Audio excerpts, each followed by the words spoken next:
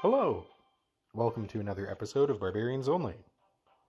Today, we are using the CANONEER, which I am actually very excited about, because I do theorize that it could be potentially stronger than the Princess Tower. We just recently actually unlocked it. Took quite a few tower chests to get it, and then they gave it away for free a bunch of times, and we have it quite high level now. We are using a boost on it because we never get to use the boost potions, and it's a great time to use it. But we should have this maxed out shortly, and we're going to probably try playing an entire season using the CANONEER just to get a feel for it. We have played with it a little bit so far, and it is very satisfying, some of the interactions that go down.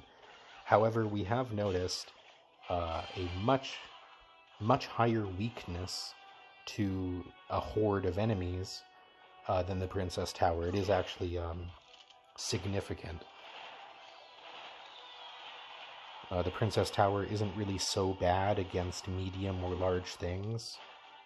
It's not so bad, but the CANONEER is truly very poor against hordes of enemies. Even just like 4 enemies is quite serious. So we will, knowing that and having played with this a little bit before, have to use our Barbarian barrel a little bit more often for smaller groups of enemies. Like at the beginning there, I probably should have used it on that goblin gang. That was just probably a bit of unfamiliarity with using the CANONEER. But so far I've been having a lot of fun with it, and some of the most satisfying interactions are that it kills Bomber Skeleton in one hit. And I don't know why, but that just feels good every time. Alright, so we got an E-Giant. We'll be holding out for a freeze. Since we know that he also has Ram Rider, we will be putting this Barb behind the CANONEER. As it's highly unlikely he'll put the Ram Rider on the right lane. And so we'll use the freeze early because it's in CANONEER range, and it's getting quite nice damage. We will need to actually, kill him one of these times, so we will have to do something. We're thinking about just dropping a little bit of rage on that and doing a safety push. That being a push which the building defends against a ram. Ooh, nasty. Nasty Fireball is definitely making it hard.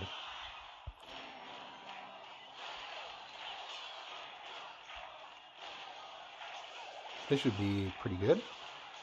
We're going to do a big attack because he used that log. And there's no... Oh, some of the barbs drag. But that might actually be to our benefit. As if he uses a Fireball now. Oh, that is no good. He's toast. And that's going to be Barbarian victory right there. An interesting choice to use the 3 Musketeers at the end there. That didn't really seem... That seemed maybe like a misclick or a panic play. But being able to force that out of your opponent's always good.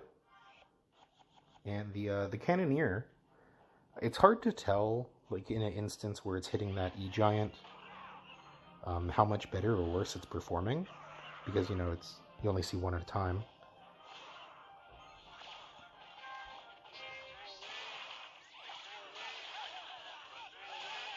But it seemed like it was doing a pretty good job.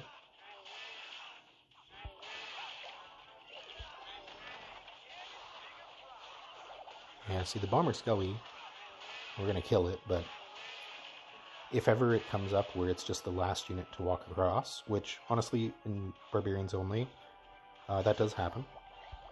Ooh, super gross. We're going to use the mirror just to cycle it.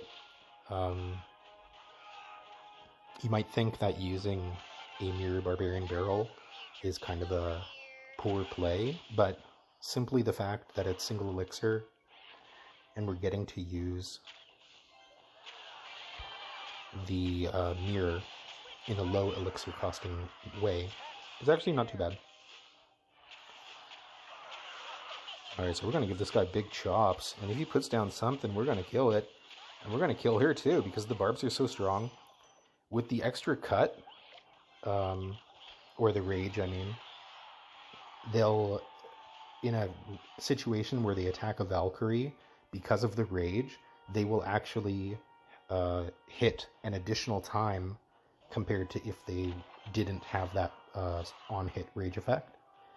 It also happens if you just have a rage on a Barbarian, of course, but because the elite or the magic Barbarians have it built in, they actually perform significantly better against Valkyrie, which is a lot of fun to play with since they've added that into the game. We're using a lot of Mirror Hut.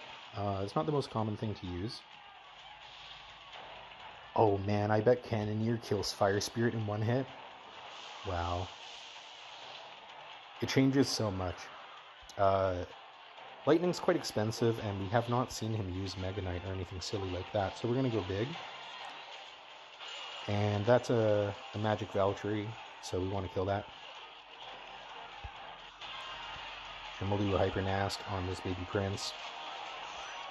Oh man, the Cannoneer does damage.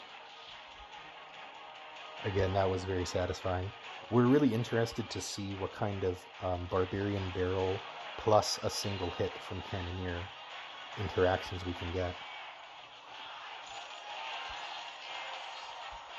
Oh man, this Cannoneer is just so much fun to play with. I am still on the fence if it is better. We're not sure. There have been some recent desires with Barbarian Nation to add a more powerful spell. Evolved Firecracker being so powerful and not dying to arrows, along with some other cards no longer dying to arrows when they're evolved, does make the cycle a little bit difficult. And we have toyed with the idea of adding maybe Fireball instead in this modern age. My only problem with Fireball is that, and I guess I'd get better with it over time, but I actually have a fairly low accuracy rate with Fireball. I find arrows a lot more easy to use, and I suppose I could get better with it, but just by the nature of Fireball versus arrows, it is more risky. Like you see there, he didn't hit all those barbs, so we're going to get a few hits off, which is pretty nice. And we're high elixir, so we're just going to wait so that we always hit the tower. But we want to kill the Firecracker as late as possible. Oh, we missed it. But you saw there, if we didn't miss it, because we waited, oh, it does kill it. Amazing. That is such a game changer, actually.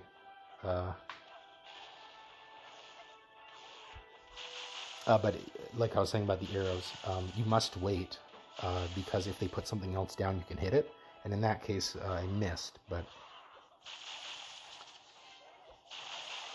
Oh, just out of range. Wonder how many shots it takes to kill a new drag. 3? Wow. 3 and a zap would do it. Man, that's... Or 2 and a zap, I mean. We've been thinking about zap as well. Yeah, again, we'll get some damage here. Why not? We're kind of just strong-arming him.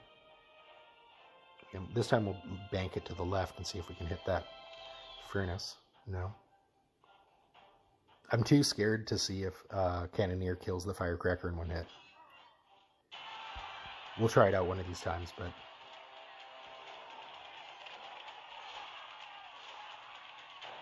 Man, that would be insane. I would probably just... That would be a guaranteed Cannoneer usage, probably. But we gotta see, because some of these decks that we're going up against, maybe Cannoneer just performs better against those. It's definitely possible that we'll go up against decks that are much more aggressive in the hordes of enemies. And quite possibly we wouldn't be able to keep up with such things.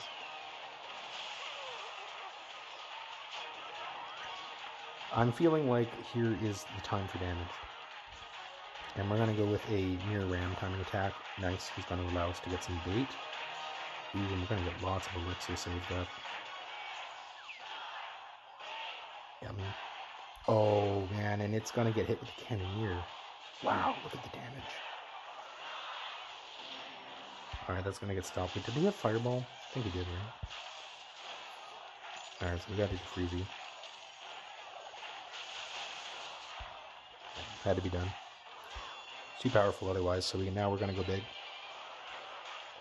Oh, good usage of the Tesla. It is going to be hard to break through him, but we might be able to do it by baiting out that fireball using a hut. Ooh, a valuable magic archer. Okay, well, we could use a mirror hut, and I think we will. 3 games in a row with clutch mirror huts. Let's go. That could be a good bait for the mirror, or for the fireball, I mean. Actually, a lot of barbarians on the field right there. Getting damage. We're about to go into triple elixir. I think here is where we have to go. So we're going to put some barbs here, because that will push them in a weird way, and we're hoping if he uses...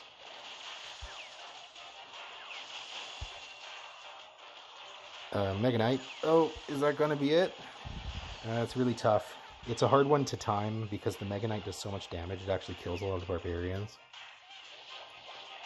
But if enough barbarians survive with just a tiny amount of HP...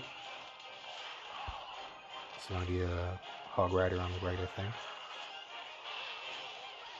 But if they survive with a tiny bit of HP, then you can actually kill a Mega Knight on the offense. It's kind of cheesy, but...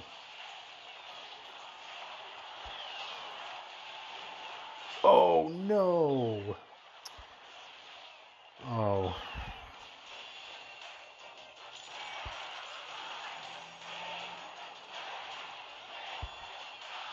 Oh, man. Are we not... Oh! Are you kidding? Did it...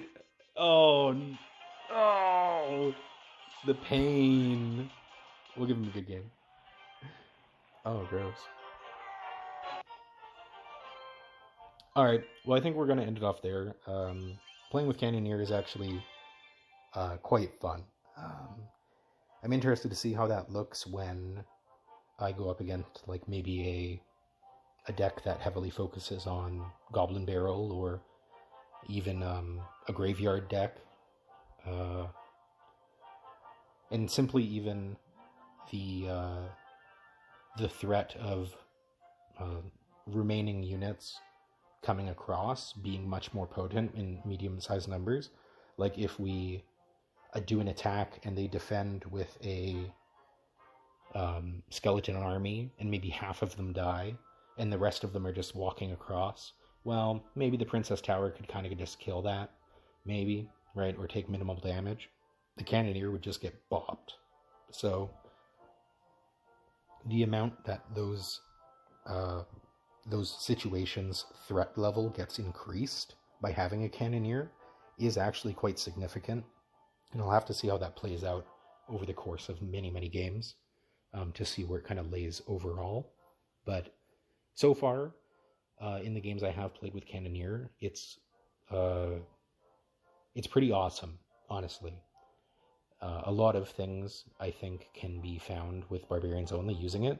Really excited to find all the different ways to use the Cannoneer to get more value out of the cards, and how we can rely on the Cannoneer in a different way than we had been relying on the Princess Tower to set up situations where our Barbarians are even more powerful. So, liking the Cannoneer. I'm actually very excited for whatever kind of cards they add, which are other tower cards. I'd really like to see more types of towers added to the game. And I've had wild thoughts about if you could choose each individual tower. So, like, what if I wanted my left Princess Tower to be a Cannoneer, and my right Princess Tower to be a Princess Tower?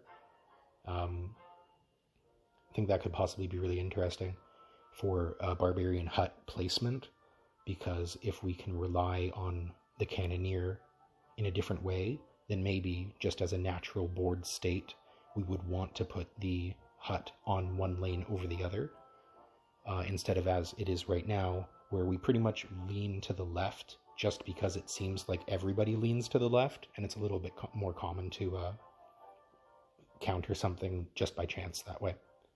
But I'm having a lot of fun with it. I hope you enjoyed watching us play through some of these matches. We almost got the 3, but not quite. That was a great last game, though. And thanks a lot for watching. Go Barbarian Nation, and have a great evening. Thanks.